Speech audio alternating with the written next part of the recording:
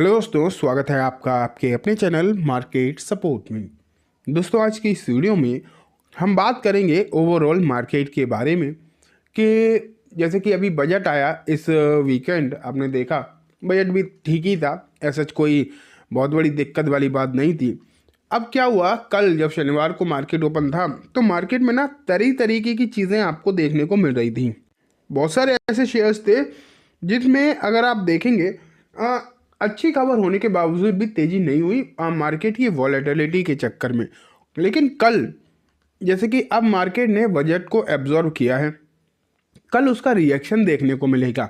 And कुछ stocks, कुछ companies के शेयर्स अगर हम देखेंगे वो कल आपको चलते हुए देखने को मिल सकते हैं।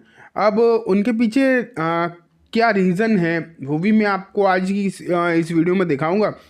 तो चलो देखते हैं। शुरुआत तो मैं करूंगा कि डाउ जोन्स कैसे बंद हुआ था। अगर आप देखते डाउ जोन्स की हलचल ख़राब थी, लेकिन अब इस बात से कोई फ़र्क नहीं पड़ता है क्योंकि डाउ जोन्स में अगर आप देखो तो शनिवार को मार्केट अपना ओपन हो ही गया।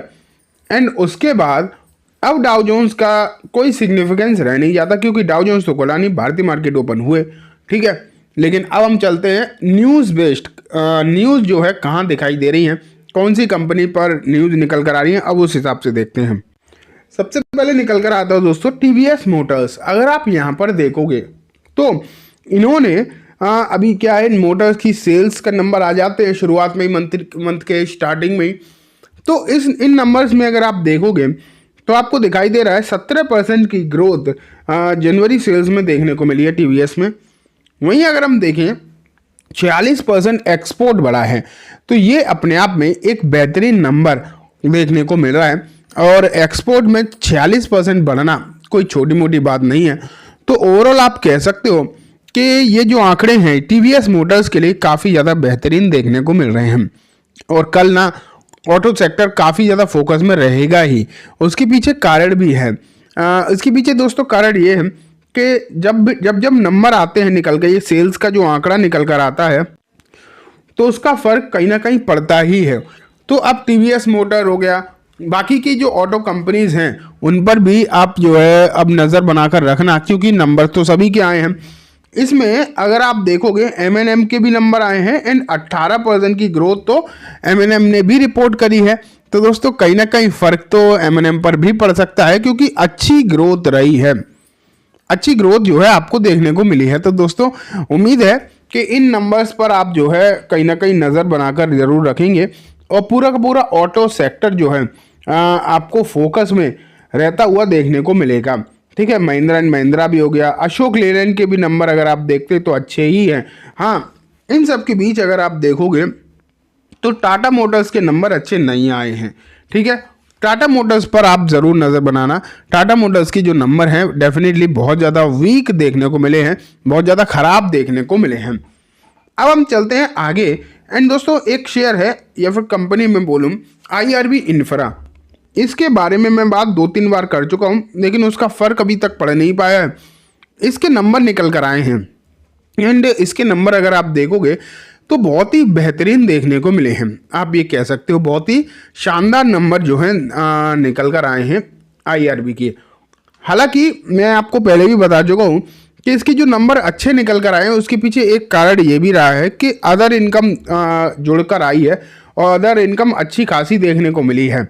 लेकिन फिर भी चाहे अदर इनकम हो, चाहे वजह जाए जो भी हो, अगर नतीजों में नंबर बहुत अच्छे दिखाई दे जाएं, एक्सेप्शनल नंबर निकल कर आ जाए तो उसका फ़र्क जो है कहीं ना कहीं पड़ता ही है। तो इसलिए आपको इस पर भी नज़र जो है अपनी बनाकर रखनी चाहिए। एंड मुझे लगता है एक अच्छी तेज़ी IRB इंफ्रा में भी देखने को मिल सकती है। कल तो मार्केट जब खुला था तब तो इतनी सिचुएशन अच्छी देखने को मिल नहीं पाई, लेकिन अब उम्मीद है कि आपको एक अच्छी तेज़ी इस काउंटर में देखने को मिल जाए, ठीक है। अब मैं आपको नेक्स्ट पर लेकर चलता हूँ। एंड दोस्तों ये है आपके सामने नया जो मैं कंपनी डिस्कस करने वाला हूँ, अभी मैं आपको बताऊँगा कौन सा है, लेकिन सबसे पहले ना इसके नंबर देखो, फिर आपको खुद ही समझ में आएगा चीज़ें, ठीक है। मैं क्वार्टरली बेसिस पर इसके जो है नंबर निकल कर आए हैं एंड आप यहाँ पर देखो नंबर आपको देखने को मिल रहे हैं 1 सेकेंड। नेट प्रॉफिट में 10 करोड़, ठीक है। पिछले क्वार्टर में 11 करोड़ थी, तो हल्का फुल्का डाउन है। लेकिन इम्पोर्टेंट बात यह है कि पिछले साल 1 करोड़ ही थी, तो 10 टाइम्स हो गया प्रॉफिट, मतलब 10 गुना प्रॉफिट बढ़ता हुआ देखने को मिला है सालाना बेसिस पर। एंड अगर किसी भी कंपनी का performance year on year basis पर 10 टाइम्स हो जाए तो आप खुद सोच के देखो कि आखिरकार उस पर जो है फर्क किस तरीके का पड़ता हुआ दिखाई दे सकता है। तो मुझे जहाँ तक लगता है दोस्तों, अब आपको यहाँ पर जो है नज़र ज़रूर बनाकर रखनी चाहिए। इस पर्टिकुलर काउंटर को भी आप अपने रेडार पर रखो एंड यहाँ पर एक अच्छी सिचुएशन बनती हुई दिखाई दे सकती है। चांसेस तो डेफिनेटली इस बात के अच्छे निकल कर आ ही रहे हैं।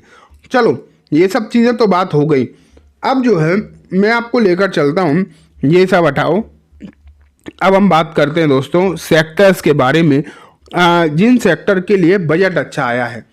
एंड बजट अच्छा आया है तो उसका कहीं ना कहीं फ़र्क भी आपको पड़ता हुआ देखने को मिलेगा। सबसे पहला अगर हम देखें कंजप्शन दिखाई देता है, सबसे पहले कंजप्शन दिखाई देता है। कंजप्शन सेक्टर अगर आप देखोगे इसमें सिर्फ और सिर्फ एफएमसीजी कंपनी ही नहीं आती इकलौती, बहुत सारी ऐसी चीज़ें हैं सिर्फ खाने पीने की ही कंजप्शन में नहीं आती। कपड़ा हम पहनते हैं वो भी कंज्यूम ही कर रहे हैं, जूता हम पहन रहे हैं वो भी हम कंज्यूम ही कर रहे हैं। इस तरीके से हर वो कंपनी जो हम कंज्यूम कर रहे हैं कहीं ना कहीं से वहाँ फ़र्क पड़ता है। साथ में अगर आप देखोगे तो टूरिज्म सेक्टर पर आपको ज़रूर फोकस रखना चाहिए। टूरिज्म में अगर आप देखोगे ना तो जिस तरीके की सिचुएशन रही है टूरिज्म सेक्टर में, एंड टूरिज्म सेक्टर के लिए अच्छी खबरें आई हैं डेफिनेटली अगर आप देखोगे। लेकिन टूरिज्म सेक्टर अगर कहीं ना कहीं देखोगे आप तो ये कोई एक कंपनी नहीं है, इसमें भी सब सेक्टर भी आते हैं। जैसे कि टूरिज्म में एक आता है ट्रैवल वाली कंपनी, मतलब ट्रैवल से मेरा मतलब है जैसे आप कहीं घूमने जाते हो तो जाते किससे हो, फ्लाइट से जाते हो ना, ट्रेन से जाते हो। अभी यहाँ पर ट्रेन की तो खैर बात ही नहीं हो रही, लेकिन हम फ्लाइट की तो बात कर सकते हैं। इस सेक्टर में कौन कौन सी कंपनी हो सकती है, तो वहाँ आपको जो है ध्यान देना चाहिए। ठीक है, फिर रुकते कहाँ हैं, होटल में रुकते हैं तो उन पर आपको ध्यान देना चाहिए। ठीक है, और बहुत सारी चीज़ें होती हैं, उन सब पर एक पूरे के पूरे सेक्टर के रूप में आपको ध्यान देना चाहिए। कंजम्पशन की हम बात कर रहे थे, उसमें ज्वेलरी भी आता है। ज्वेलरी सेक्टर पर भी नज़र बनाओ, कौन कौन सी कंपनी हैं इस सेक्टर में अच्छी, उन पर भी नज़र बनाओ, ये भी कंजप्शन में ही आता है कहीं ना कहीं। दोस्तों बहुत सारी ऐसी चीज़ें इस बजट में देखने को मिली है जहाँ पर हमें नज़र बनाकर रखनी ही चाहिए।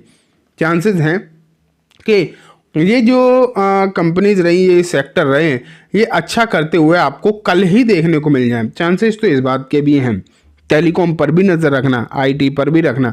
कल तो क्या हुआ था, शनिवार को बजट की वॉलेटिलिटी में चीज़ें उस तरीके की देखने को नहीं मिल पाई जैसी ही होनी चाहिए थी, लेकिन कल सिचुएशन अलग होगी। कल चीज़ें जो हैं बदलती हुई ज़रूर दिखाई दे सकती हैं। ठीक है, तो चलिए दोस्तों आज की इस वीडियो में बस इतना ही। उम्मीद है वीडियो पसंद आई होगी। वीडियो अच्छी लगी हो तो इसे लाइक करना, चैनल को भी ज़रूर सब्सक्राइब करना, जाते जाते बेल आइकन भी दबाना, जिससे कि जब भी मैं कोई नई वीडियो डालूँ आपके पास नोटिफिकेशन सबसे पहले आ जाए। एंड दोस्तों ये वीडियो सिर्फ और सिर्फ एजुकेशन इन्फॉर्मेशन पर्पस से है, तो इसे किसी भी तरीके की बाइंग सेलिंग की रिकमेंडेशन के तौर पर बिल्कुल भी ना देखें। Thank you.